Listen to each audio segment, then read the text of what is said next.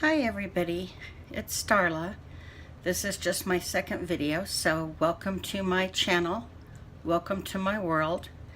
One of the reasons I wanted to start my channel in May is because this is Mental Health Awareness Month. And I think that there's a lot of stigma in our community about the mental health issues. I know it's really misunderstood. There are so many people that suffer from one type of mental illness or another, and yet people tend to loop things into, they're crazy or they're not right in the head. But there's a lot of shades of gray. It's not all black and white. Now, for me, the reason that I started going to therapy in the first place for myself was at the urging of my daughters, because when my husband died, I more or less gave up on life. I took to bed. I still did the things that I needed to do. I still fed my children and made sure that they had the things that they needed, took them where they needed to go. But when I wasn't doing those sort of things, I was in bed. All I wanted to do was sleep. And I got to a point, I'm sad to say, where I was sleeping, pretty much 16 hours a day. I had no interest in any kind of life. In fact, it's strange to me to think about it now, but when Scott died, I was 34 years old, and the way my mind worked right then was like, okay, he's dead, I'm old, I've lived my life, I just need to wait until I die. It didn't even occur to me that there would be anything left for me. My children encouraged me month after month after month. Get help. You need to be happy again, Mama. You need to be able to embrace life again. And I didn't realize it at the time, but when there's this sort of an event that happens in a family, when the parent shuts down, it also shuts down the grieving process for the children. And when I started to neglect my mental health, I was not giving them a healthy environment to thrive in. I wasn't setting a good example for them. I was stunting their growth along with my own. Now, when I went into therapy, I thought that the only thing wrong with me was the inability to get over losing my husband. I quickly found that that was not the case. Yes, it's true, I had been stuck in complicated grief.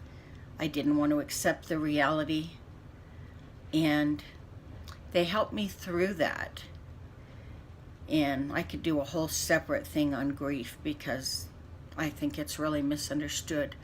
But anyway, when they helped me with that, what I was left with was a whole bunch of nothing. I had been so enmeshed in my husband's life and in being his wife and his caregiver and a mother to my children, and there was nothing of me. It was then, when I continued in my therapy, that I came to some really tough realizations. I have had problems my entire life. My parents are absolutely fantastic now. I love them. But my mother had me young. She was 18. And she and who I call my daddy, they They got married shortly after her divorce from my biological father, before I was 4. They were really good people, but they liked drugs, and they liked alcohol, and they liked to party. And I grew up in ways that I shouldn't have had to. And I had no brothers or sisters. We lived a life that was very secretive, so I had no one I could confide in. And these things add up. And it started then and just went throughout my life. And I got to a point where I wasn't maturing. I wasn't like I was supposed to be. But when you live that kind of a life, you don't know that it's not the right way. You don't know that there's anything else. I just remember feeling most of my life that I didn't fit in, that I didn't belong. The only way I could articulate it as an adolescent was to say that I didn't feel real. I wanted to be real like everyone else, but I knew that I wasn't.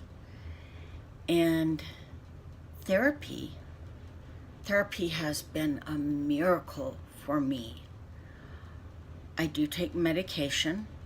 Some people need it, some people don't. I didn't want to need it, but I function so much better with it. It's just an antidepressant. The medicine by itself would do nothing. The therapy by itself would probably do nothing. But together, they're really helping me. I'm starting to see a light at the end of the tunnel. I am 51 years old, and I'm just now figuring out who I am, who I want to be, what I want to do with my life. And I'll tell you, growing up is tough when you haven't done it and you're in your 50s. I mean, I don't know how little kids do it. I said that to my therapist today, and she said, yes, but when we're little, we have no baggage, we have no letdowns, we have nothing to base it on. We just trust that everything will be okay. Little kids have blind faith. And, that's something that I don't have, but I'm working on it. But anyway, back to the mental illness. There are so many people that have depression, anxiety, bipolar, post-traumatic stress disorder. That's something else I struggle with.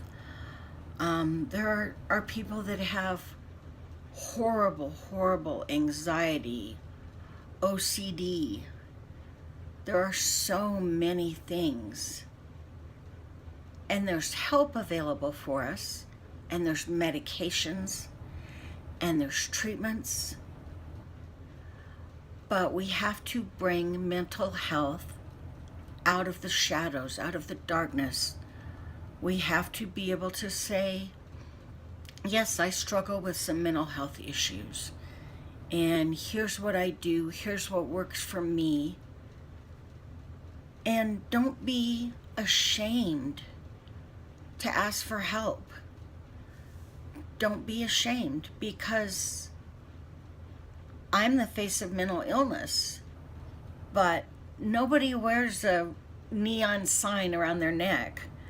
It could be your mother, your child, your husband, your neighbor. It could be anybody. We need to be more open and more helpful and less judgmental. I'm not saying that mental illness should be given as a blanket excuse for bad behavior. I know there's a lot of people doing a lot of bad things these days, and they say, oh, they were bullied, they were abused, they were mentally ill. these things may be true, but we can take responsibility for our actions as well.